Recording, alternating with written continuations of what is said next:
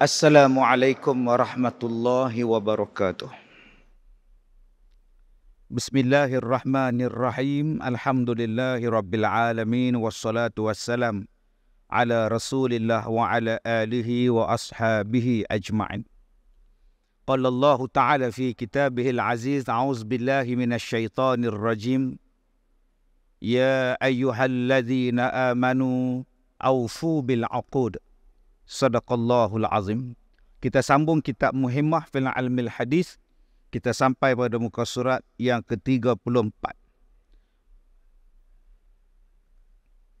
Hai segala kaum perempuan, apa yang terlebih besar balak daripada penasihat baginya, jikalau tiada engkau mau menurut nasihat ini? Maka bahawasanya sesungguhnya jika tiada redha dengan suaminya beristeri yang lain, maka terkeraslah datang balak padanya di dunia dan di akhirat, serta dengan beberapa kemaluannya pada besok hari. Maka berapa banyak daripada segala perempuan yang jatuh ke dalam murtad lagi kafir dengan mengikut hawa nafsunya yang tiada suka kerana bernikah suaminya akan perempuan yang lain. Dan maka meringankan ia akan syariat yang tiada diharuskan oleh syarak, dan apabila meringankan ia akan agama yang suci, iaitu agama Nabi Muhammad sallallahu alaihi wasallam, nescaya kufurlah dia. Baik. Yang pertama pada malam ini, di antara satu benda yang membawa kepada kufur ialah memperlecehkan, menghina, mengutuk agama Allah, agama Islam. Dan yang lebih malang sekali, orang Islam yang mengutuk agama dia sendiri. Mengata kepada agama dia sendiri, condemn agama dia sendiri. Tuan-tuan yang saya hormati, sebab itu ada beberapa ancaman yang akan sampai, yang telah sampai dan akan terus sampai, memberi ancaman kepada akidah umat Islam. Yang pertama, ancaman daripada golongan liberal. Golongan liberal ini akan mencari jalan macam mana nak menjadikan orang supaya tak ikut sepenuhnya Islam, atau mengikut kepahaman masing-masing. Golongan ini mempertikaikan setiap satu perkara yang melibatkan agama Islam. Daripada hukum, daripada peraturan, daripada sifat Rasulullah, daripada ajaran Rasulullah. Ini golongan liberal. Contoh dia apa? Nabi Muhammad sebelum dilantik menjadi Rasul, Nabi Muhammad beruzlah di Gua Hira. Maka mereka mengatakan bahawa Nabi Muhammad bukan suami yang baik. Tinggalkan isteri, tinggalkan anak-anak, dia pergi duduk dalam gua. Adakah ni contoh yang terbaik? Dia bawa pahaman ni, dia mai kepada kita. Suami yang baik di sisi isteri, bukan duduk dalam gua. Maka banyaklah orang perempuan, orang laki-laki yang mempertikaikan Nabi Muhammad duduk dalam gua. Kemudian datang lagi pahaman yang nak bawa supaya hilang kepercayaan, penghormatan pada Rasulullah. Nabi Muhammad pergi menikah dengan budak perempuan 7 tahun, tinggal sekali umur 9 tahun. Akai mana yang kata boleh menikah dengan 7 tahun, duduk sekali bersama pada usia 9 tahun. Dia duduk main isu ni tiap-tiap hari supaya orang Islam benci dengan Nabi Muhammad. Kemudian dia bawa lagi fahaman liberal. Dia kata Islam ni tak adil. Laki-laki boleh menikah sampai 4, perempuan tak boleh.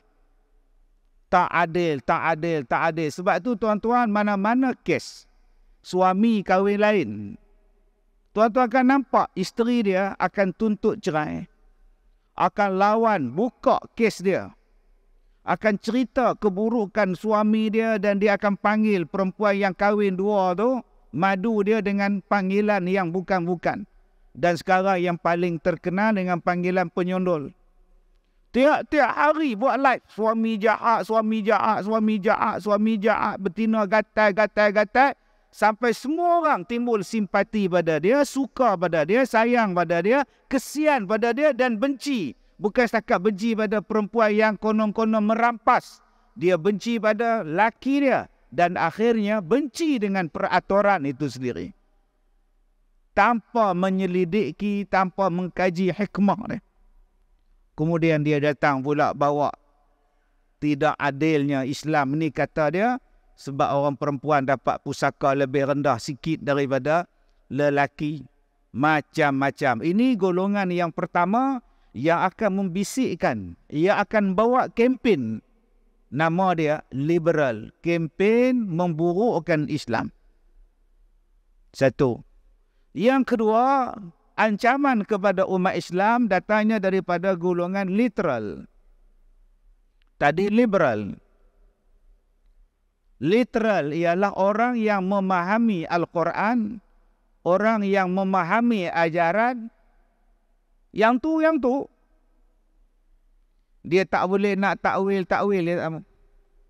Maka banyaklah tuan-tuan yang sekarang ni orang Islam bergaduh sama-sama Islam sebab pemahaman yang nombor 2 ni. Pemahaman nombor 2. Dia tak boleh nak ubah. Malam Jumaat baca Al-Kahfi.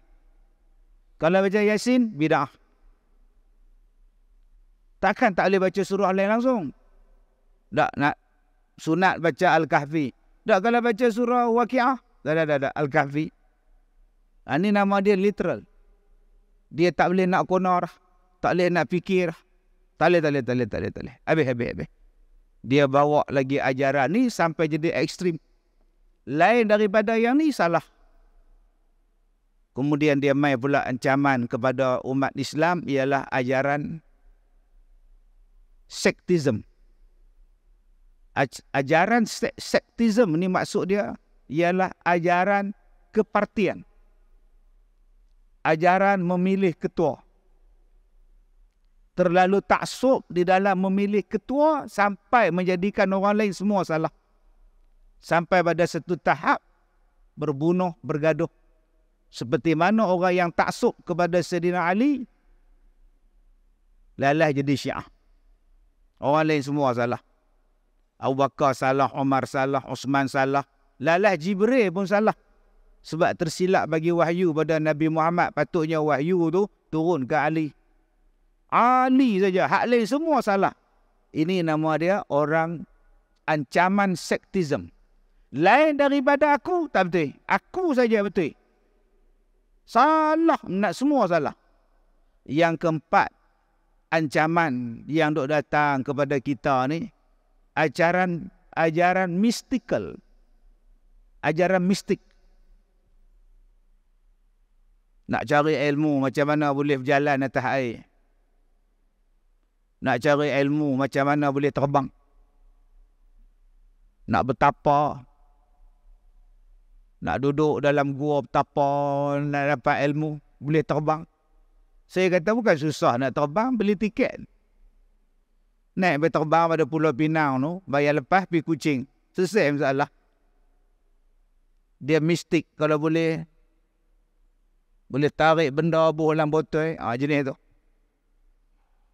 Boleh belah orang tanpa pergi hospital, belah batin. Tarik. Allah, dia nak ilmu macam tu. Dan yang kelima yang mengancam orang Islam ialah daripada musuh-musuh Islam. Luar daripada Islam. Yang nak mengawal orang Islam, mengkontrol orang Islam. Menghilangkan Islam. Jadi ni 5. Awal-awal yang saya sebut tadi ialah golongan liberal. Salah satu dia mari macam mana dia goda kita, dia goda orang perempuan dulu. Melalui apa? Melalui pahaman poligami. Tak suka poligami, benci poligami, minta cerai kalau poligami, tak adil, zalim dan sebagainya. Sampai pada satu tahap, orang laki-laki suka kalau menikah 2.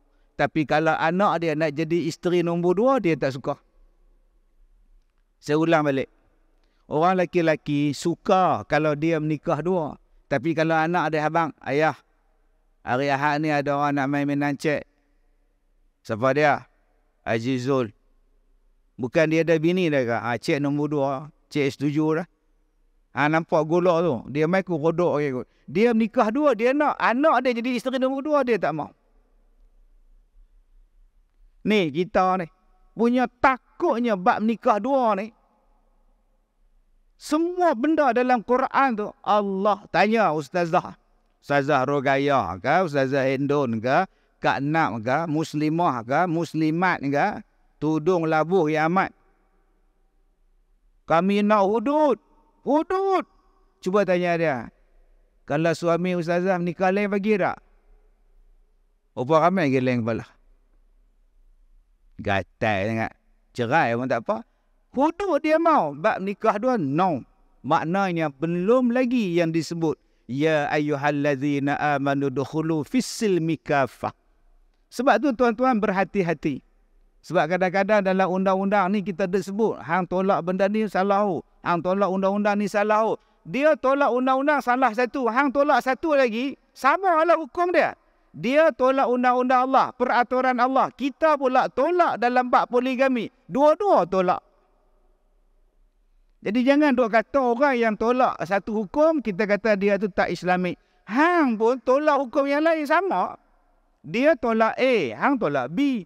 Dia daripada A sampai Z, semua kena ikut. A sampai Z kena setuju dengan Islam. Tengok-tengok dia tak setuju dengan A, kita kutuk dia. Apalah, hang tolak dia. Yang kita tolak tang mana? Yang kita tolak tang Z. Dia tolak A, kita tolak Z. Sama, dua-dua tolak peraturan Allah. Jadi tuan-tuan yang saya muliakan, berhati-hati. Akak, suami akak nak kahwin lain. Akak setuju? Saya tak setuju. Tak setuju atas apa, Kak? Saya tak setuju sebab dia tak mampu. Gaji dia 2,500. Kereta 500. Sewa rumah 400. Anak sekolah apa semua baki tinggal 100. Gatal nak menikah dua. Saya kalau dia setuju tak apa. Kalau dia mampu tak apa, Ustaz. Masalah dia tak mampu. Yang tu yang saya tak setuju. Akak setuju dengan hukum? Hukum saya tak bantah, Kak. Ustaz, Kak tak pernah bantah hukum. Yang Kak tak setuju pada dia. Sebab dia tak mampu. Lain. Yang salahnya tak mana? Saya ni Ustaz, dia mampu ke, dia tak mampu ke, saya tolak poligami. Saya tak setuju. Mati hidup balik pun saya tak setuju. Undang-undang ni zalim, peraturan ni tak sesuai. Zaman Tok Kaduk boleh, murtad. Cakap macam tu. Murtad. Kufur. Menolak, memperleceh, mempertikai peraturan Allah. Dia ada dua situ. Satu, tak setuju kepada suami sebab dia tak mampu. Yang tu tak jadi apa. Dia pun tak bagi nafkah kat saya. Dia pun tak bayar duit kat saya, Ustaz. Dia gatai nak tanggung anak orang. Kalau macam tu tak apalah. Dia ambil lah tu. Saya minta cerai pun tak apalah. Yang tu lain cerita. Ni hak cerita yang boleh jatuh kepada kufur ni. Saya bantah undang-undang ni. Saya tak setuju peraturan poligami. Saya bantah ni tak adil pada kaum wanita. Bila kau kata agama Allah bawa hukum yang tak adil, bawa peraturan yang tak adil, sesuatu yang diharuskan oleh agama Allah tak adil, maka kau boleh jatuh kepada kufur. Ya lah Ustaz, nikah dua mana adil? Pak Sekak tengok Madu 3. Pengaruh daripada filem tu menjadikan kita pandang jahat. Mesti pandai pembohong, mesti pandai temberang. Pengaruh yang kita tengok dalam TV, yang kita tengok dalam panggung wayang tu, pengaruh tentang nikah dua ni tak betul. Lebih banyak ditonjolkan. Saya kata macam ni, Kak. Kak pernah dengar tak? Orang tu, isteri dia seorang. Dia tak menikah dua. Isteri dia seorang ya. Kak pernah dengar tak? Dia pukul isteri dia. dia tak adil pada isteri dia, dia tak bagi nafkah pada isteri dia. Oi, banyak ah. Kalau gitu kak, kita pun kena bantah juga hukum nikah. Sebab ramai yang hidup sengsara. Kak tak nak bantah nikah. Dia tak nikah 2-3. Dia pukul isteri dia, dia buat macam-macam tak betul pada isteri dia. Kak pernah dengar tak? Dengar? Ada tak? Tak ada ustaz. Kalau gitu kak kena bantah. Tak mau menikah, tak mau menikah. Pak siapa yang nak bantah menikah dua? Padahal lagi ramai yang tak adil, padahal dia menikah seorang. Jadi janganlah hanya kerana ada orang yang tak berlaku adil di dalam satu perkahwinan, kau benci pada hukum. Jangan kerana benci pada satu orang, kau benci pada hukum. Bila orang yang tak betul buat, maka tak cantik perkahwinan. Bukan perkahwinan yang salah. Yang salahnya orang yang tak cantik itu. Tuan-tuan yang saya muliakan, saya selalu cakap tentang perkahwinan. Orang nak ambil kereta punya lesen, kursus 5 jam, dengar ceramah, periksa komputer. Sehari baru dapat L. Lagi pergi belajar, berbelah-belah kali belajar. Kemudian test, baru dapat lesen. Itu nak dapat lesen memandu. Nak dapat lesen kontraktor, macam-macam kursus kena buat. Nak dapat lesen jadi doktor, nak dapat lesen jadi farmasis, nak dapat lesen sebagai cikgu sekolah, macam-macam kena kursus di IPG. Bayangkan tuan-tuan, nak dapat lesen sebagai suami, kursus berapa jam? Nak dapat title, kursus berapa jam? Nak dapat haji, 15 kali kursus. Nak jadi suami? Padahal nak hidup 30 tahun. Nak jaga anak, nak melahirkan anak. Sebab itu saya suka guna satu istilah. Orang sekarang bersedia untuk buat majlis kahwin, tapi tak bersedia untuk berkahwin. Kita hanya buat persiapan untuk majlis nikah. Sewa pelamin, dewan, makan, kad jemputan, tema perkahwinan, baju jenis apa, photoshoot di mana, bulan madu di mana. Dia hanya bersedia untuk sehari majlis, tapi dia belum bersedia untuk tiap-tiap hari sebagai suami atau isteri. Yang ni yang kena ubah tuan-tuan. Supaya bersedia menjadi suami isteri, bukan bersedia untuk majlis perkahwinan. Baik. Kemudian, dan demikian pula perempuan yang mengiktikadkan aniaya pada barang yang diharuskan oleh Allah Ta'ala akan dia. Yang kedua, yang boleh jatuh kepada kufur,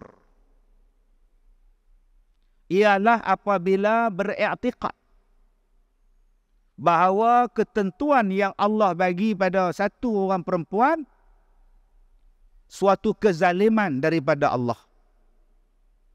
Tidak adil kepada dia. Bila menganggap Allah tidak adil, kufur. Contoh, dia memahami adil itu ialah sama rata. Adil itu ialah sama rata. Kalau perempuan, kalau laki boleh jadi imam, perempuan pun nak jadi imam. Kalau laki-laki dapat 100, perempuan pun dapat 100. Ustaz, sama ya laki dan perempuan. Kenapa dibezakan? Sama tak? Mana sama? Tandas dengan perempuan dengan laki pun tak sama. Kalau kata sama, terus ada tandas perempuan laki. Unisex toilet. Semua boleh masuk. Pasal apa perlu ada tandas lelaki? Pasal apa perlu ada tandas perempuan? Pasal apa perlu ada bah lelaki, bah perempuan? Pasal apa mesti ada train coach? Kereta api punya coach untuk perempuan, warna pink. Yang ni untuk lelaki. Kenapa ada kaunter untuk perempuan, ada kaunter untuk lelaki? Dah kata perempuan dengan lelaki sama.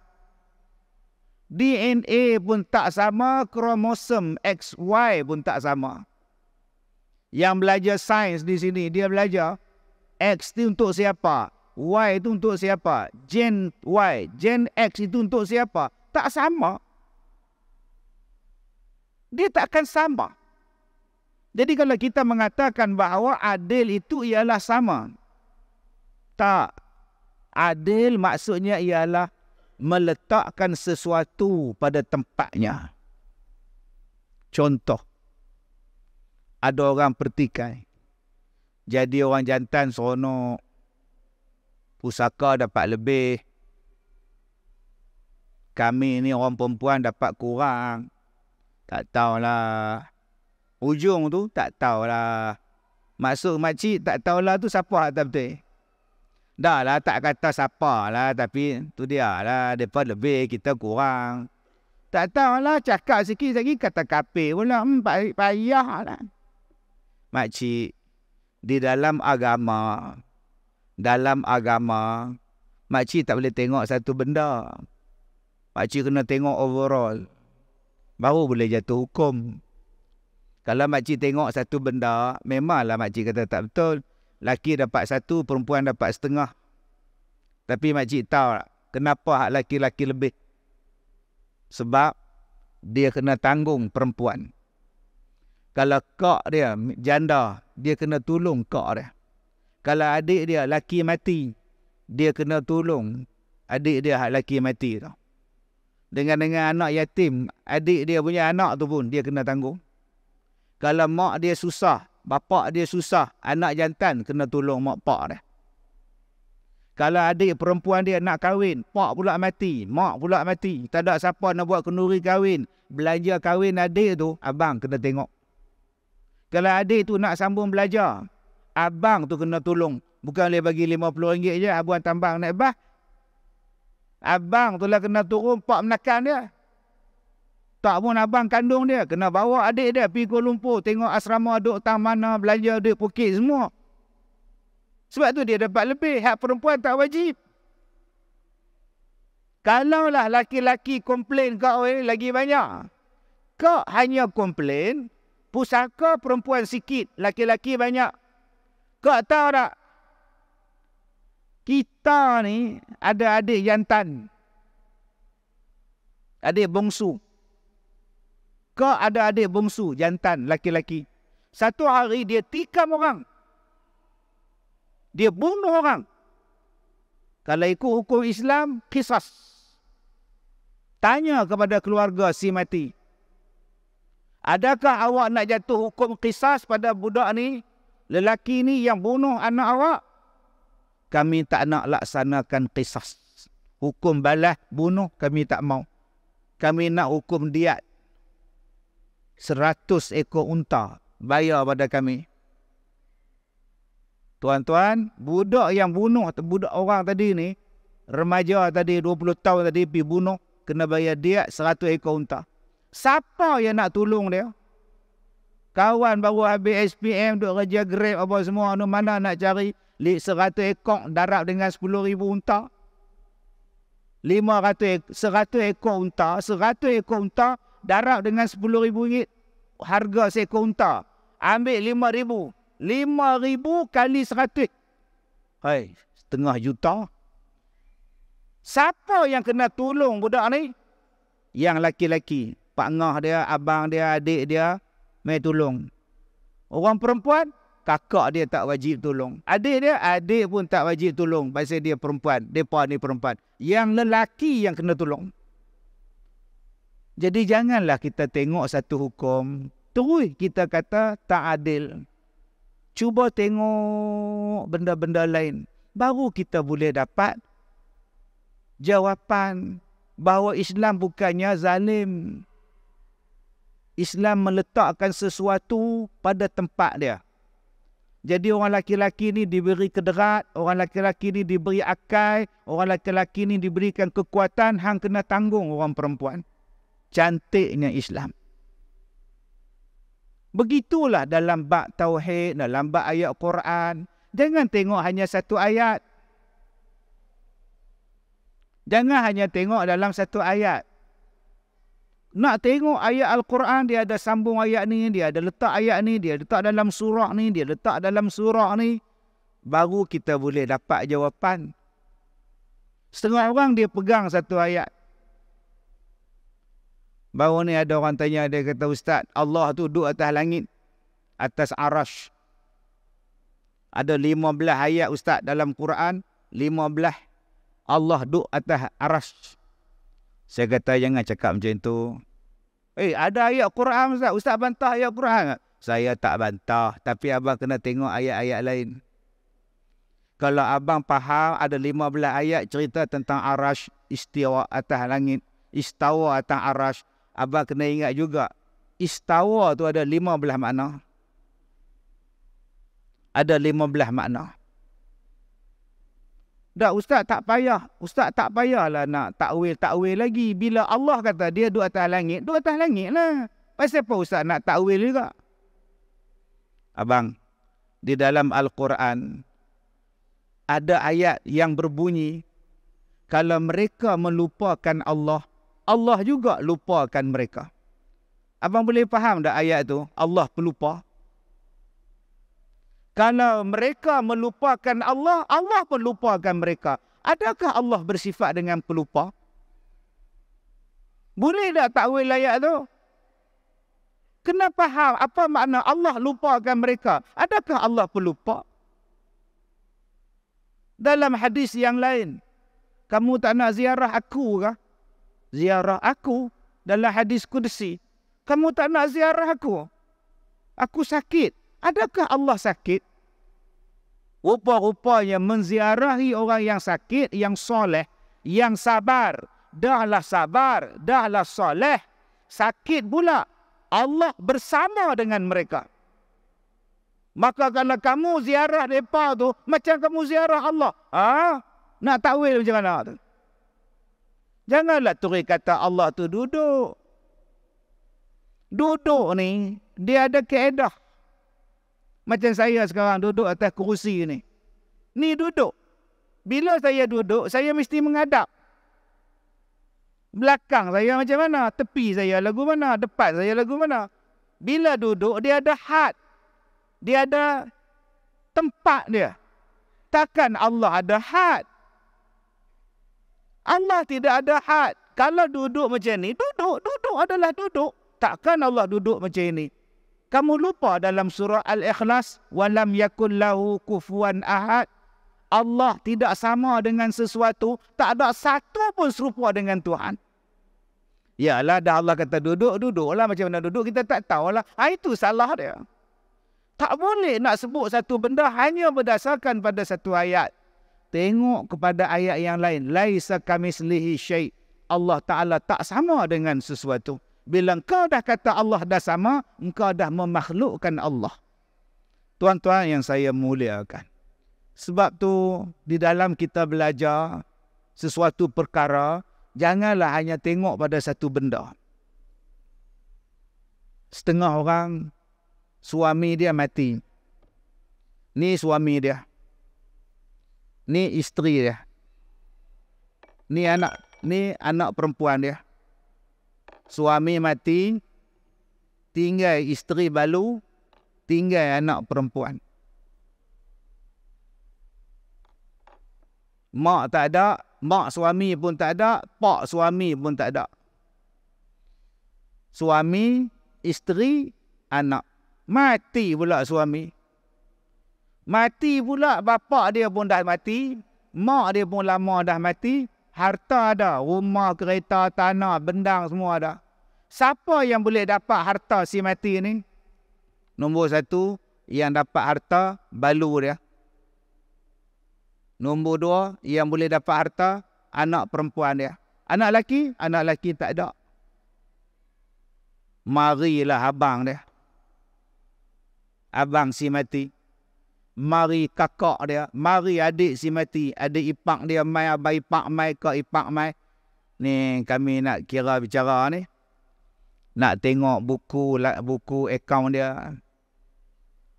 Nak tengok harta dia, bayaran apa semua ni. Nak tengok lah hutang piutang dia. Pasal apa abang dengan akak nak tengok ni? Kami layak dapat pusaka. Pasal ayah tak ada dah, mak tak ada dah, dia pula tak ada anak lelaki, kami boleh masuk. Tak pasal apa abang-abang, akak-akak semua nak masuk. Ni suami saya. Kami beli tanah, dia beli tanah semua. Hak saya dengan anak saya lah. Itu kata hang, kata hukum, kami dapat juga. Ada satu perempuan bila suami dia mati dan dia tak ada anak. Mak pak suami pun dah mati. Dia telefon saya. Ustaz boleh cakap? Boleh. Ustaz tahu kan suami saya meninggal kemarin? Tahu. Ada masalah apa? Ustaz boleh lah jumpa dengan pegawai bank, pengurus. Ya. Kalau boleh saya nak buat keluar lah duit suami saya tu, arwah tu. Saya dah pergi jumpa dah dengan pengurus bank. Dia tak bagi. Dia tak boleh. Jadi Ustaz kenal dia kan? Kenal. Boleh lah Ustaz pujuk dia. Saya nak pakai lah duit tu. Pasal apa nak pakai? Duit tu bukan duit akak. Tu duit abang, duit kak dia, duit akak sikit, duit depa sikit. Saya tak mau campur. Dah nak minta tolong Ustaz. Tak mau. Saya tak boleh tolong benda-benda yang salah. Kak pun tak boleh buat keluar duit. Tu bukan duit kak. Okey. Mai abang dia. Mai arwah punya abang, arwah punya kakak mai. Abang kandung ni, kakak ke adik ke siapa ni, adik ke abang dia hak tadi ni mai. Jangan duk seronok sangat nak ambil harta ni. Yang abang dapat harta si mati ni pasal apa? Pasal dia ada anak. Apa makna dia? Abang secara tak langsung bang, abang kena tengok anak menakan abang tu. Ni anak yatim ni, satu hal. Dia nak sekolah, abang kena tengok belanja dia. Dia susah, dia miskin, dia sakit, dia melarat. Abang kena tengok. Pasal apa? Pasal abang dah ambil harta bapak dia. Tak. Yang tu bukan masalah dia, Ustaz. Masalah dia apa pula? Abang ingat budak ni, mak dia ke 100% kena tanggung. Abang ingat anak menakan abang tu, mak ni akan kena 100% tanggung. Tak lah abang oi. Kita waris dia. Punya kuat waris dia, abang sampai dapat harta arwah bapak dia. Tiba-tiba bila budak ni sakit, abang tak bagi duit pada mak dia pun ubat. Abang tak bawa pun pergi hospital, pada harta tu abang dapat. Lagi nak senang, abang hantar anak yatim ni pula pergi asrama anak yatim. Banyak cantik abang. Ada anak saudara yatim pergi hantar rumah anak-anak yatim. Hari Sabtu Ahad duduk depan bank. Duduk jual bam. Anak menakan aku tu. Aku takkan serah pada rumah anak yatim. Duduk dengan aku pun tak apa. Duduk dengan dia boleh mok lantai. Ada juga jenis tu. Duduk dengan dia boleh basuh pinggan. Jadi hamba pula. Dia bukan hamba kita. Dia anak yatim. Anak daripada arwah adik hang. Hang kena tanggung dia. Jadi janganlah kita pandang serong kepada undang-undang dan peraturan Allah tanpa kita mendalami kenapa Allah perintahkan macam itu. Ada orang tanya, dia kata, Ustaz, saya bukan tolak Ustaz. Tapi saya macam tak boleh terima lah Ustaz. Saya tak boleh terima Ustaz. Nabi Muhammad menikah dengan Aisyah 9 tahun. Saya jenuh Ustaz. Saya jenuh nak masuk tapi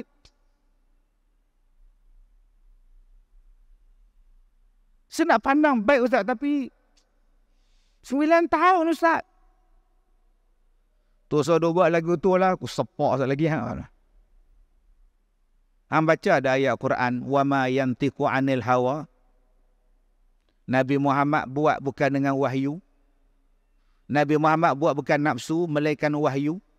Nabi Muhammad buat sesuatu bukan nafsu, melainkan dengan wahyu. Nabi Muhammad bukan buat ikut nafsu, melainkan wahyu. Allah yang perintahkan kahwin. Allah yang perintahkan kahwin. Walaupun dia kecil ke, dia muda ke, Allah perintah. Takkan perintah Allah zalim. Nabi Muhammad tidak akan buat sesuatu dengan nafsu dia, melainkan kehendak daripada Allah. Nama dia wahyu. Wahyu Allah. Mana boleh Allah suruh buat zalim?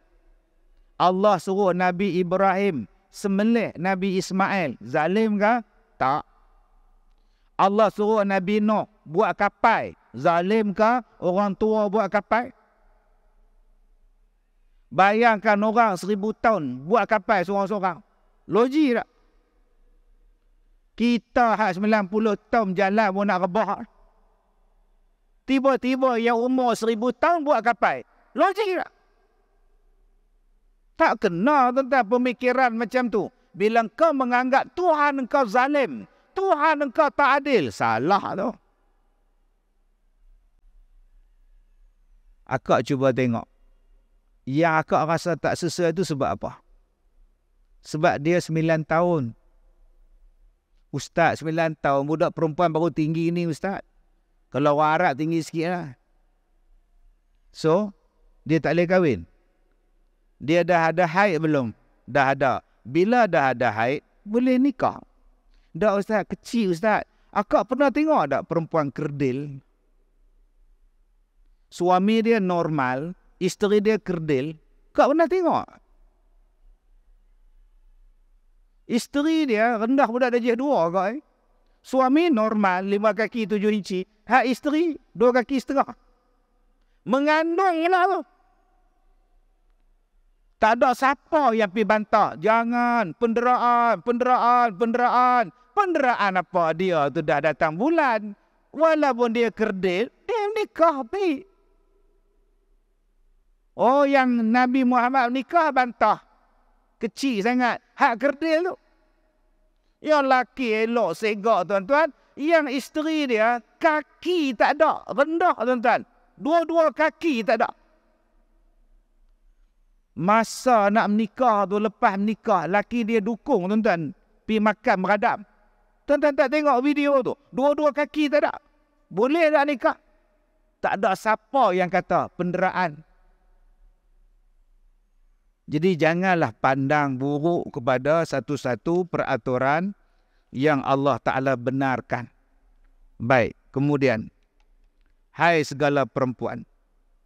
Mengapakah tiada engkau reda dengan suamimu akan perempuan yang lain? Teleklah olehmu, hai segala perempuan. Betapa engkau beri tipu daya oleh syaitan. Hingga jatuhlah engkau ke dalam kufur dan azab yang mengekalkan ia di dalam neraka jahanam. Berlindunglah kiranya kita kepada Allah daripada yang demikian itu. Sebab itu abang-abang, suami-suami yang nak menikah lain. Soalan yang perlu kita tanya pada diri kita. Jujur. Apa sebab hang nak menikah lain? Apa sebab hang nak menikah lain?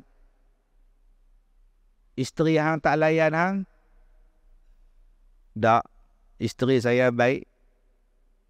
Isteri hang tak bagi anak ke hang? Allah Ustaz, tiap-tiap tahun beranak.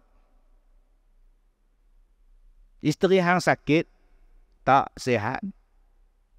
Isteri hang tu jahat mulut? Baik Ustaz. Dia bisu, dia tak cakap apa Ustaz. Isteri hang derhaka pada hang? Tak pernah dahaka Ustaz, dia cukup baik. Isteri hang buat kerja fasik, kerja zindik, kerja maksiat? Tak, isteri saya yang taat Ustaz. Apa alasan hang nak nikah lain? Belalah dia lagi bagus. Wa in khiftum alla ta'dilu fawahidah. Cukup seorang. Janganlah kita hanya nampak, tengok ni, Islam bagi nikah dua. Sian kat kami orang perempuan. Kak, baca ayat tu sampai habis kak. Allah kata kalau kamu takut tak berlaku adil, seorang cukup. Bukan disuruh terus nikah. Janganlah ambil ayat tu. masna wa thulatha wa ruba' tu. Bacalah sampai habis. Wa in khiftum alla ta'dilu fawahidah. Sebab apa abang nak kahwin lain? Isteri saya sakit, Ustaz. Saya nak anak. Saya baru 26. Kami tak ada anak. Isteri sakit apa? Dia ada sakit rahim. Doktor dah buang rahim. Memang doktor sahkan dia tak boleh mengandung dah. Saya kata dah rahim tak ada, nak mengandung apa? Nama dia adalah Rahimah. Mengandung tak boleh dah. Jadi akak-akak bila suami kata, "Mah abang nak menikah lain. Hang tak boleh mengandung dah." Tu duk bantah. Tak apalah abang saya pun faham penyakit saya ni. Jangan marah pula, abang nak anak. Tak apa, cik tak marah. Saya kena jual pula, tak apa. Abang nak menikah pasal apa? Isteri saya nusyus, Ustaz. Dah 2 tahun dia tak balik. Dia duduk rumah bujang. Duk pula satu kawan pula, kawan-kawan dia, Ustaz. Saya tak tahu, Ustaz. Saya pergi rumah dia. Hak pengkit pun ada. Hak tomboy pun ada. Dia pun duk cokong sekali dalam tu. Saya panggil balik, tak mau balik, Ustaz.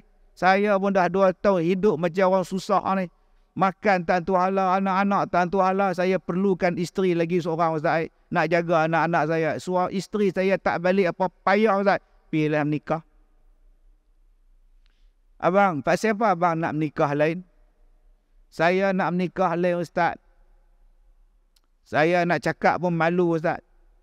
Cakap je lah. Isteri saya ni, Ustaz, rambut tak pernah kering. Pasal apa? Mandi saja-saja. Asal kering mandi, asal mandi kering. Kering balik, mandi balik, Ustaz. Abang makan kopi apa? Yang kuat sangat tenaga ni mai ke mana? Saya tak tahu, Ustaz. Keturunan saya memang lagu tu. Macam kita makan nasi, Ustaz. Sehari 4 kali. Jangan sebut kita. Saya makan sekali je. Kita lah kalau makan, Ustaz, 4 kali macam tu lah. Saya berkendak 4-5 kali sehari, Ustaz. Isteri saya pun serenda dah. Kalau gitu abang, pergi nikah lain abang. Perempuan negro ramai kot-kot tu sah dengan abang. Pasal apa yang dia pergi nikah? Pasal jenis tu. Ada laki-laki hak jenis tu. Kalau isteri bantah juga, tak boleh. Dia kata, abang saya tiap-tiap tahun beranak, doktor pun marah, nurse pun marah saya dah. Lah kalau abang nak beranak juga, abang pergi nikah lain. Saya bagilah. Banyak sebab. Atas sebab apa? Kenapa abang nak kahwin lain? Dia janda, tak? Anak 8. Kerja tak ada. Saya mampu. Duit saya banyak. Jadi saya nak menikah dengan dia. Niat saya, Ustaz, saya nak tolong janda ni. Dia anak yatim. Suami dia pula aksiden hari tu. Saya rasa kalau saya tolong dia, saya jadi fitnah pula. Baik saya ambil dia jadi isteri, saya bantu dia. Isteri kata apa? Isteri biasalah, dia bantah lah. Tapi saya kata ni hak saya. Saya nak tolong, saya bukan menikah dengan anak dara. Saya menikah dengan janda, nak bantu dia. Abang pasal apa nak nikah lain? Saya nak membanyakkan umat Nabi Muhammad. Oh, yang ni banyak. Abang mayang subuh tak? Jumaat abang mayang tak? Ustaz, yang tu semayang dengan menikah dua tak ada kaitan, Ustaz. Ni masalah ni. Yang ni yang bantah ni. Yang jenis hak lah ni lah, tuan-tuan. Tak layak nak kahwin, tak ada sebab nak kahwin, tiba-tiba nak kahwin. Tu yang jadi banyak masalah. Agama tak ada, ilmu tak ada, penghayatan Islam tak ada, tiba-tiba nak menikah. Yang ni lah yang memburukkan nama Islam di mata orang lain. Dengan sebab dia tak layak menikah, tak ada sebab nak menikah, tiba-tiba pergi menikah, buat kezaliman pada hak nombor 2, buat kezaliman pada yang nombor 1. Baik, kemudian, hai segala kaum perempuan, adakah bagimu kuasa mensabar atas panas api neraka jahanam? Atau yakinkah engkau bahawa dimasukkan engkau ke dalam syurga? Tiada sesekali yang demikian itu. Kamu tak akan sabar. Kamu tak akan boleh sabar. Saya antara benda yang saya jumpa banyak lah ni, yang orang perempuan duk bantah, bukan bab nikah dua.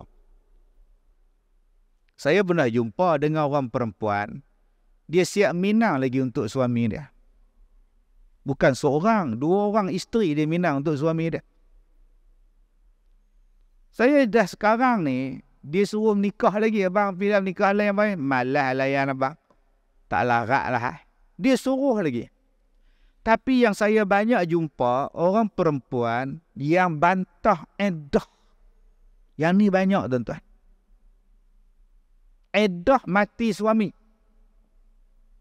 Sampai dia jumpa saya, dia kata, Ustaz, iddah ni, dia adat Ustaz.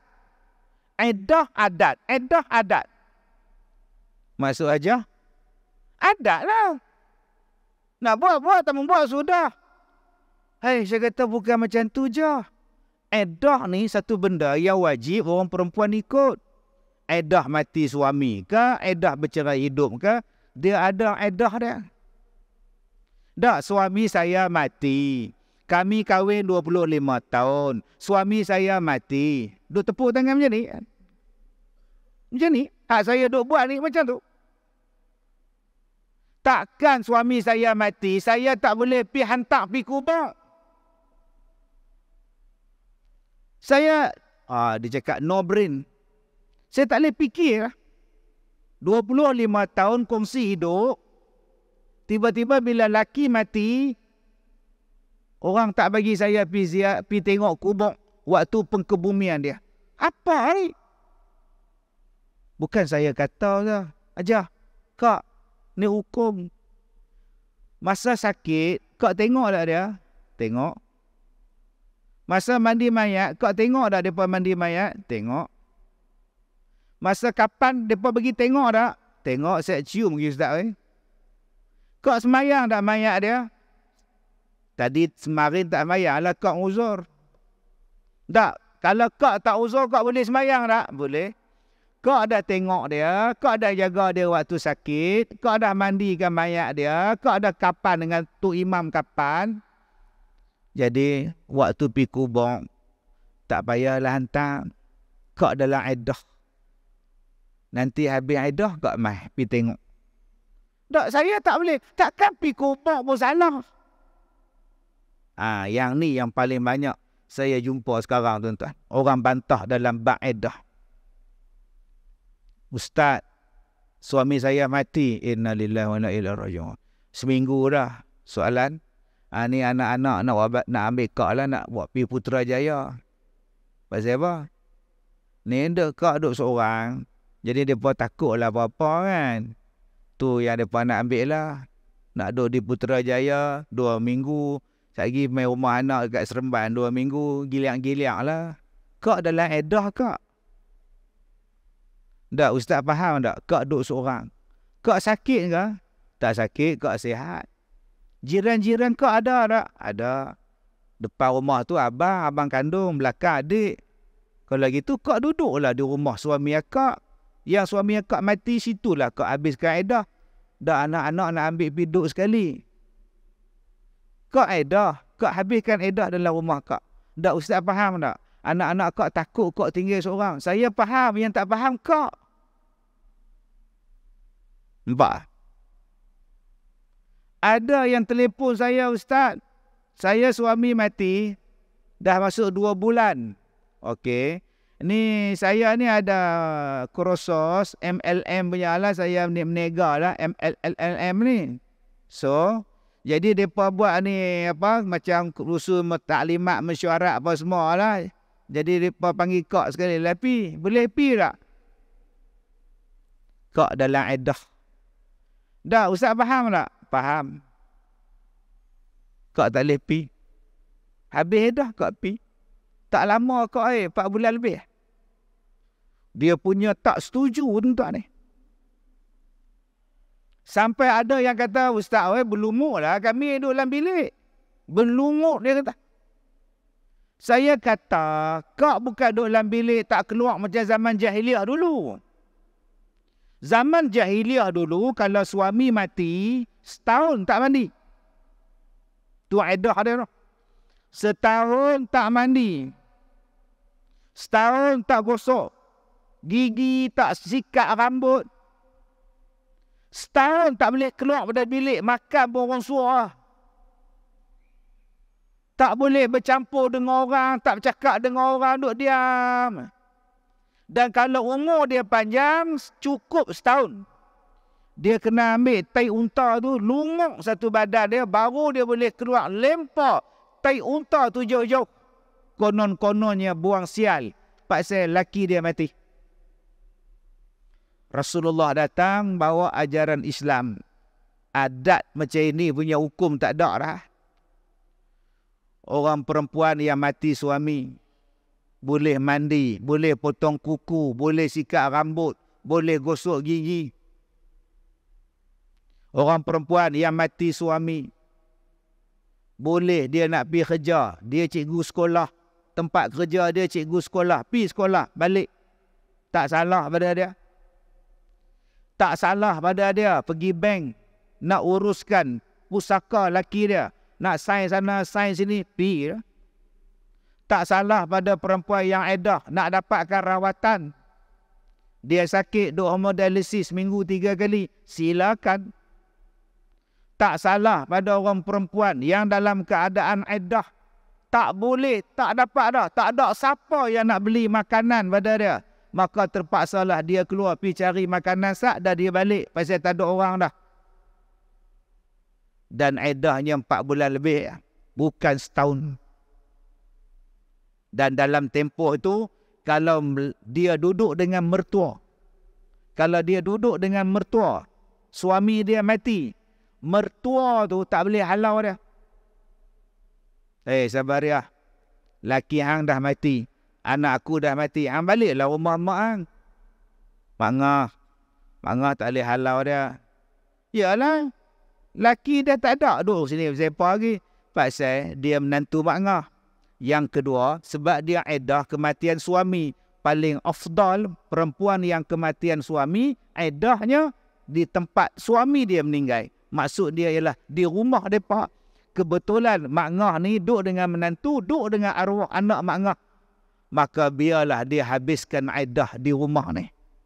Sebagai bentuk penghormatan kepada orang perempuan. Hormat kepada dia. Jangan kacau dia. Bagi perlindungan pada dia. Bagi makan pada dia. Bagi pakai pada dia. Siapa dia? Mak mertua ke? Pak mertua ke? Abang dia ke? Kakak dia ke? Tapi dengan sebab tak memahami iddah, dia bantah. Dia lawan. Dia kata, kalau saya tak mengikut, Ustaz nak kata apa? Saya tak mau kata apa? Saya nak kata apa? Tuan-tuan pernah jumpa orang yang pakai iddah, gelang mas sampai ke siku, rantai mas penuh di tengkuk, cincin ni penuh, segala maknika harta benda dia pakai. Saya tegung. Saya kata, hajah, orang perempuan yang mati suami tak boleh berhias. Saya mengaji dulu, bila mati laki kena pakai lawa-lawa. Hang mengaji tang mana? Jadi akak-akak, pergilah belajar persiapan menghadapi iddah. Buat ceramah. Tajuk ceramah panggil ustazah mengajar. Apa yang boleh dalam iddah. Do and don't ke dalam iddah. Pergi buat ceramah. Laki-laki pun begitu. Bagi faham. Kadang-kadang kita tak ambil berat tentang bab iddah. Adik ipar kita mati, kita panggil adik kandung kita main duduk dengan kita. Tinggal rumah dia. Kadang-kadang anak tak faham. Bila mak, ayah mati, kita panggil mak main duduk dengan kita. Boleh mak jaga anak kami? Elok. Jadi buat kursus 1 hari. Bagi jelas sejelas-jelasnya apa yang boleh dan apa yang tak boleh di dalam iddah. Baik, yang terakhir. Tidakkah engkau takut, hai segala perempuan, akan azab dan seksa api neraka? Maka jikalau engkau syak, cubalah olehmu dahulu akan api dunia, sementara belum datang lagi api neraka Jahannam.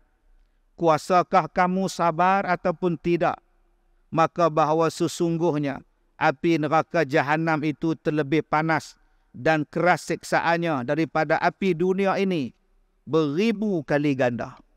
Jadi kalau kita duk bantah perintah Allah, bantah hukum Allah, sebelum nak rasa api neraka tu, pergi rasa dulu api dunia. Kukuk yang boleh tahan. Pegang air hangat pun melecup. Pegang cerek panas pun, bayangkan tuan-tuan dibakar. Sebab itu ada beberapa warna yang Nabi suka. Ada beberapa warna yang Nabi tak gemar. Warna yang Nabi suka putih. Warna yang Nabi suka warna hijau. Ada yang warna yang Nabi tak suka. Merah kehitaman. Sebab tu warna api. Merah gelap. Kita nak sebut apa? Merah apa lah? Bukan merah menyala je abang kita. Warna merah hitam. Takut tuan-tuan. Bila sebut hak neraka pun, Nabi tak mau. Nabi ajar kita satu cara hidup yang betul-betulnya. Tuan-tuan bayangkan. Meletakkan senjata macam orang Yahudi letak pun Nabi larang. Sahabat-sahabat datang dengan Rasulullah. Jumpa pokok yang rendang. Sahabat-sahabat ni duduk, mereka letak senjata tu style macam mana orang Yahudi letak. Tu pun Nabi tegur. Bayangkan tuan-tuan, cara hidup, cara pemikiran, cara bercakap yang terang-terang kita ikut golongan Yahudi dan Nasara. Tuan-tuan, Nabi SAW sebut ada 5 benda amalan yang paling Allah suka. Orang yang paling Allah suka siapa? Orang yang paling Allah suka ialah ahabbun nas ilallahi ta'ala anfa'uhum linnas. Orang yang paling Allah suka, orang yang memberi manfaat pada orang lain. Orang ni paling Allah suka. Tuan-tuan, jom kita fikir apa benda yang boleh memanfaatkan orang lain dalam bentuk skala yang besar.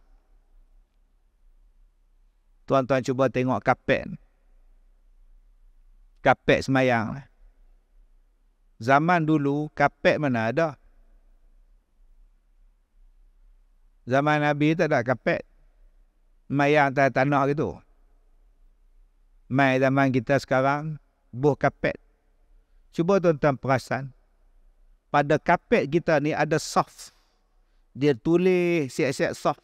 Soalan dia, siapa yang mula-mula memberi idea supaya buat soft? Supaya lurus semayang. Anfa'uhum linnas, sebaik-baik manusia. Itu baru saya sebut. Saf. No. Ambil wuduk. Basuh buka kepala paip, basuh muka. Waktu basuh muka, air duk keluar. Duk sapu muka ni, air duk keluar. Soal lagi basuh tangan pula, kawan mai pula. Allah, bila mai? Nyimbang pula, air duk jalan. Berapa banyak orang yang buat pipe sekarang guna sensor. Letak tangan, baru air keluar. Tarik tangan, air stop. Anfa'uhum linnas. Memberi manfaat pada manusia lain. Jom tuan-tuan, kita jadi orang yang memberi manfaat. Saya cakap pada tuan-tuan, di luar sana no, ramai orang sekarang tak ada kerja. Yang universiti keluar tak ada kerja. Tuan-tuan tak kesian ke? Saya tiap-tiap minggu orang datang melawat sekolah saya tu. Hari Sabtu kemarin 13 bah. Ni hari Sabtu nak main ni 17 bah. Saya duk layan orang 500 orang, 600 orang. Tiap-tiap minggu. Benda apa yang main kat saya? Ustaz, tolong doa anak makcik tak ada kerja. Jenuh minta tak dapat. Ustaz, tolong doa anak makcik. Doa pasal apa? Dia jadi lagu mana? Atau lah jadi macam kok lembut macam perempuan, Ustaz. Oi. Dia lelaki. Oh, dia lelaki lah. Ustaz, tolong doa anak makcik tak mau menikah bela tak. Saya ni dua hangguk saja. Nak tolong lagu mana? Kalaulah saya orang kaya, saya buka kilang. Saya panggil mereka ni main kerja di kilang saya. Kalaulah saya kaya, saya buka perusahaan. Mereka ni boleh kerja, boleh kahwin. Mereka ni boleh bagi mak mereka makan. Boleh hantar mak mereka pergi haji. Mereka pun boleh buat haji. Anfa'uhum linnas. Jom kita jadi macam mana nak tolong orang. Memberi manfaat pada orang lain. Satu. Siapa manusia yang paling Allah suka? Orang yang memberi manfaat pada orang lain. 5.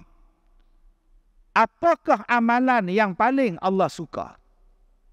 Tadi, orang yang paling Allah suka. Dalam sambungan hadis ni tuan-tuan, Abdullah bin Umar kata, Rasulullah habang, ada 5 amalan yang Allah Ta'ala suka. Wa habbul a'mal ilallahi ta'ala sururun tudkhiluhu ala muslim. Orang yang paling bahagia ialah, yang paling Allah suka ialah amalan sururun tudkhiluhu ala muslim. Dia membawa kegembiraan, dia membawa keseronokan, dia membawa kebahagiaan bila dia jumpa dengan orang Islam. Jumpa-jumpa tu tasurrun nazirin. Tengok pun seronok. Berapa ramai kita ni tuan-tuan ahli masjid. Bila tengok orang masam. Turun-turun tangga sembahyang Isyak masam. Tak boleh senyum lagi. Balik rumah masam, jumpa isteri masam. Jumpa orang tak pakai kepiah masam. Kita hak pakai telekung tengok orang tak pakai tudung masam. Nabi kata amalan yang paling bagus ialah sururun tudkhiluhu ala muslim. Orang yang membahagiakan bila dia jumpa dengan sama-sama Islam. Dia bagi salam, dia tegung. Dia belanja makan, bagi salam, bagi hadiah. Sekurang-kurangnya muka yang manis bila berjumpa dengan orang. Imam manis muka dengan makmum, makmum manis muka dengan imam. Imam ni dia kena serius bila dia baca khutbah. Jangan duk senyum lah. Duk senyum, ittaqullah, usikum wa iyaya bittaqullah. Tuan-tuan bin naik atas mimbar suruh dia turun. Hang tak makan ubat ke apa? Hak lain tu kena duk gelak, kena duk senyum. Ceria. Nombor 2 kata Nabi SAW. Au takshifu anhu kurbatan. Manusia, amalan yang Allah Ta'ala suka ialah mengangkat kesusahan daripada orang lain. Amalan yang Allah paling suka bila kita buat apa dia? Amalan dia ialah mengangkat kesusahan orang lain, menghilangkan kesusahan orang lain. Takshifu anhu kurbah. Dia susah, kita tolong selesaikan susah dia. Jangan tuan-tuan bila orang minta tolong, hang ni tak beringat bila susah mai cari aku. Jangan. Pak Ngah nak minta pinjam kereta, besok nak hantar anak pergi universiti. Aku nak pakai. Takkan 4-4 kereta pangah pakai kot. Tak, aku kata aku nak pakai. Tak apa. Yang terbaik. Anak nak pergi mana? Temuduga UiTM. Anak kereta apa? 4-4 nak pakai lah. GTR ada. Volkswagen ada. Pilih lah. King pun ada. Pakai. Pergi lah. Minyak ada. Aku bagi minyak. Itulah amalan yang nombor 2 paling Allah suka. Mengangkat kesusahan orang lain.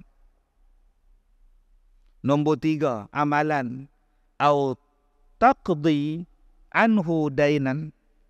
Yang ketiga, amalan yang paling Allah suka, orang yang tolong membayar hutang orang lain. Kita masuk kedai runcit, tukir kedai tu duduk geleng. Tak pernahnya bayar hutang. Apalah. Kenapa, Pak Mat? Tu hang nampak dul. Aku tak bagi barang kat dia, kesian susu anak lah, lampin anak lah, tapi dia tak nak bayar. Hai, tanya bila nak bayar, tunggulah dapat duit. Bila? Berapa hutang dia, Pak Mat? RM102. Tak apa, saya tolong bayar. RM100. Yang RM2, Pak Mat tolong bayar. Betul ke ni, Din? Betul. Tapi Pak Mat jangan habang kat dia. Saya tolong jelaskan. Kalau 1,000 saya tak mampu lah. Setakat 100 apa sangat. Semalam saya kena nombor ekor 4,000. Tak apalah. Astaghfirullahalazim. Patut nak sedekah pun kena nombor ekor. Tak? Oi, tuan-tuan kalau boleh bayar hutang orang. Allah. Tu yang saya habang pada tuan-tuan. Dia hutang alung. Perempuan. Buka sekolah tadika. Dia telefon saya, mai jumpa saya. Saya ingat nak apa, nak minta 500. Alung dah mecat dah rumah dia, mai simbah dah. Tolonglah ustaz oi. Mak saya lari, bapak saya tak mau tolong, laki saya pun tak balik-balik dah. Depa duk hambat saya. Tak apalah kak saya bayar 500. Dia telefon balik, ustaz, besok 500 lagi tau. Astaghfirullahalazim. Ya kak pergi pinjam alung pasal apa? Sekarang ni kak, Persatuan Pengguna, dia ada satu unit khas menolong orang yang ada masalah hutang dengan alung. Akak pergi jumpa mereka, pergi bincang. Berapa lama dah akak hutang, berapa ribu dah akak bayar, mereka boleh settlekan. Kesian tuan-tuan, orang yang hutang dengan alung. Kita pun tegur juga yang pergi pinjam dengan riba tu pasal apa. Tapi kalau kita tak tolong, macam mana nak selesaikan masalah dia? Au tadrudu anhu ju'an. Yang keempatnya ialah orang yang amalan suka menghilangkan kelaparan orang lain. Saya pagi tadi di Komtar pukul 10. Mereka ajak saya makan. Saya kata tak apa, awal hari pukul 12. Saya selalu makan lepas zuhur. Saya nak pergi Pala Batah. Saya nak tidur, Ustaz. Kalau boleh tidur. Saya baru sampai dari Melaka. Turih mai ke Penang pukul 10. Saya nak cari kok dapat ikan bakar belah Pala Batah. Saya pun Google mana dia Pala Batah punya ikan bakar. Teringin. Lama dah tak makan ikan bakar, sotong bakar, daging bakar. Kencing manis 4. Hari ni nak enjoy. Durian tak jumpa nanya orang tak. Kalau jumpa saya balung durian. 4 hari ni kencing manis dia. Saya pun makan. Datang satu orang. Dia ambil kertas. Bil hak tukang tu mai tulis. Duk kira pengit pergi celik bawah pinggan. Dia ambil. Bang. Tak apa Ustaz, saya buat kenduri. Lega lah rasa tuan-tuan. Saya tengok 2 orang pembantu saya. Banyak pula apa makan ni. Tengok ada orang bayar. Ni dia amalan yang Allah suka. Kita bagi orang makan. Jom tuan-tuan, ni perangai kita, orang Melayu kita. Asal ceramah buat kenduri, asal kenduri buat ceramah. Cuma sekarang dah tak ada. Last yang saya rasa nikmat ni tuan-tuan, saya ceramah di Parit kira-kira 10 tahun yang lepas. Last 10 tahun lepas kuliah maghrib di satu tempat di Parit. Saya kata dekat mereka, Abang Haji, kalau panggil saya mengajar tu saya bagi duit pun tak apa, saya tak mau. Ustaz tak boleh, Ustaz mai pada Ipoh. Tak apa, saya suka. Pasal apa? Setiap orang yang datang kuliah maghrib saya tu, masing-masing bawa bekal. Bawa siang, bawa tapawai, bawa plastik, bawa bekal. Depa susun waktu saya kuliah maghrib tu, Tok Siap duk susun makanan ni. Yang jemaah tadi bawa, satu kampung kongsi makan. Boleh buat potluck pula situ tak ni. Itulah nikmat saya. Seronoknya tengok yang ni bawa teh tarik, yang ni bawa kopi o, yang ni bawa nasi, yang ni bawa lauk. Pakat makan ramai-ramai tuan-tuan. Budak-budak suka, orang tua suka. Kak Leha bawa bihun, Haji Bidin bawa buah pisang.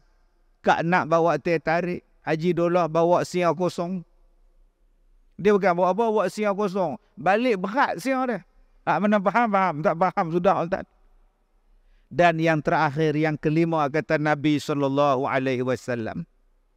wali amshi ma'a akhi fi hajatin ahabbu ila min an aqtifa fi hadzal masjid, yakni Masjid Al-Madinah syahran. Allah Ta'ala suka siapa-siapa yang mengikut kawan dia, menemani kawan dia kerana suatu hajat. Lebih Allah Ta'ala suka, lebih daripada Nabi suka, orang tu i'tikaf dalam masjid Nabi sebulan. Tuan-tuan, kita duduk dalam masjid Nabi sebulan i'tikaf. Bagus tak? Bagus. Rupanya ada satu lagi amalan yang lagi bagus daripada itu. Apa dia? Menemani satu orang bermusafir kerana hajat orang tu. Kita teman dia. Anak aku aksiden lah, Mat. Aku kena pergi Kuala Lumpur. Aku tengok kereta api tak ada tiket. Bas pula aku takut dia buat laju ekspres punya bas, aksiden pula. Hang tahu sajalah. Aku tak tahu siapa nak ajak aku nak pergi Kuala Lumpur ni. Tak apa Pak Mat. Saya boleh bawa. Saya bawa naik kereta saya. Minyak pun untuk saya isi lah. Pasal saya pakai elektrik punya kereta. Dia bawa Pak Mat tu, teman, PKL. Manalah Pak Mat tahu nak cari bilik ICU, bilik kecemasan. Manalah orang tua tu tahu. Singgah makan dekat Sungai Buloh. Tunggu dia semayang. Selagi dia cari kereta tak jumpa pula. Mana pula Pak Mat ni. Dapat jumpa Pak Mat, jam pula. Masuk KL tu jam pula. Parking tak dapat. Parking jauh pula. Jalan kaki pula pergi cari tolak sana, tolak sini. Petang tu baru jumpa mana dia bilik anak dia aksiden tu. Rawat di mana. Tunggu pula. Jangan balik Gidin oi. Balik aku nak pergi mana, aku tak tahu mana ni. Aku bola batas aku tahu. Aku tak tahu balik dah. Tunggu pula Pak Mat tu. Tengok anak dia pun dah okey dah. Menantu dia pun mai dah. Ayah nak balik lah. Mak ham kata ayah mai ni tak pergi ustati pula. Ayah baju apa pun tak bawa. Din, ham boleh bawa kereta Din? Boleh, ham tak mengantuk ke? Kalau ham mengantuk aku bawa. Kalau Pak Mat bawa dengan saya pun sekali mengantuk Pak Mat. Dengan Pak Mat pun tak ada. Tak apa saya bawa. Dia bawa balik pula mai kepala batah. Orang yang macam ni punya amalan, lagi Allah suka, lagi Nabi suka daripada duduk dalam masjid sebulan i'tikaf. Jadi tuan-tuan, kalau ada orang berhajat, ajak kita berjalan, minta tolong teman, pergilah teman ya. Kawan dengan dia. Itulah di antara 5 amalan yang dicintai oleh Allah Subhanahu wa taala. Mudah-mudahan kita dapat manfaat daripada kuliah kita. Saya minta maaf jika terkasar bahasa. Wabillahi taufiq wal hidayah. Assalamualaikum warahmatullahi wabarakatuh.